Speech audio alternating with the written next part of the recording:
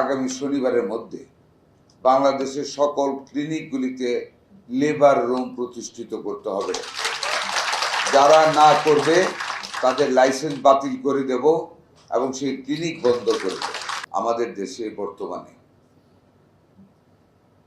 এত মুনাফা ভিত্তিক, এত লোভী একটি শ্রেণী গোষ্ঠী তৈরি হয়েছে যারা শুধু অর্থটাকে চেনে, মানুষের কল্যাণটাকে চিন্তা করে না, দেশটাকে চিন্তা করে না। আগামী শনিবারের মধ্যে বাংলাদেশের সকল ক্লিনিকগুলিতে লেবার রুম প্রতিষ্ঠিত করতে হবে। যারা না করবে তাদের লাইসেন্স বাতিল করে দেব এবং সেই ক্লিনিক বন্ধ করে দেব। আজকে অফিসে গিয়ে আমরা আবার একটা মিটিং কল করব। আমরা সকল প্রাইভেট ক্লিনিকে মিডওয়াইফার নিয়োগের কাজ বাধ্যতামূলক করব, যাতে করে আমাদের মায়েদেরকে নর্মাল ডেলিভারিতে উদ্বুদ্ধ করা যায়, যাতে করে আমাদের মিডওয়াইফাররা গ্রামে যারা যেখানে বাড়ি থাকবে, স্থানীয় থাকবে, মায়েদেরকে কাউন্সিলিং করা যায়। আমাদের মায়েরা ভীতির কারণে, জীবন রক্ষার কারণে দালালদের কথা শুনে, এমনভাবে ভয় দেখানো হয় এখানে কোনো অল্টারনেটিভ থাকে না, চিন্তা করার কোনো রকম বিকল্প থাকে না। এর হাত থেকে এই জাতিকে আমাদের রক্ষা করতে হবে।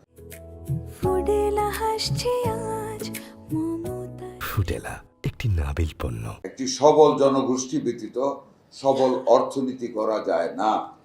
সেইখানে কিন্তু মিডওয়াইফারদের সবচেয়ে বড় ভূমিকা পালন করতে হবে during the time of delivery, যাতে করে আর মায়েদেরকে ছুরির নিচে না যেতে হয়। আপনাদের সেই লক্ষ্যে আমরা আপনাদের ডানাকে অনেক প্রশস্ত করতে চাই। আমাদের মাননীয় প্রধানমন্ত্রী এই কনসেপ্টটি নিয়েই এসেছেন। আমরা মিডওয়াইফার নেব, নিয়োগ দেব এবং সকল মায়েদেরকে আমরা স্বাভাবিকতার দিকে ফিরিয়ে আনবো। কিছু তো ব্যতিক্রম হতেই পারে, আল্লাহর সৃষ্ট জীব, টেকনিক্যালিটি যেখানে থাকবে সেটার জন্য তো অল্টারনেটিভ থাকবে। বা ডালাওভাবে একটা গোষ্ঠীকে অবৈধ পয়সা উপার্জনের জন্য আমাদের মায়েদেরকে আর আমরা সেই খপ্পরদের, দালালদের হাতে ছেড়ে দিতে চাই না। ইনশাল্লাহ আমরা তাড়াতাড়ি সেই কাজটা আমরা করি। স্বাস্থ্যসেবাকে গ্রামে গঞ্জে পৌঁছে দেওয়া যে প্রতিশ্রুতি, আমাদের নির্বাচনী ইশতেহার, যেটা মাননীয় প্রধানমন্ত্রী পাবলিক হেলথ কেয়ার, সকলেরকে স্বাস্থ্যসেবা প্রদান করা, কাউকে বিনা চিকিৎসায় মরতে না দেওয়া, এই যে কনসেপ্ট, এটাকে বাস্তবায়িত করার লক্ষ্যে 1 লক্ষ স্বাস্থ্যকর্মী নিয়োগের ঘোষণা দিয়েছেন, যার মধ্যে 80,000 মেয়ে, যার মধ্যে ম্যাক্সিমাম হবে মিডওয়াইফ। তার কারণ সেই রুট লেভেল, যেই গোষ্ঠীটাকে সুস্বাস্থ্য দান না করতে পারলে, যাদেরকে সুন্দর ধারায় ফিরিয়ে না আনতে পারলে একটা সুন্দর সমাজ ব্যবস্থা আমাদের ভবিষ্যৎ দেশ চালানোর জন্য করা যাবে না।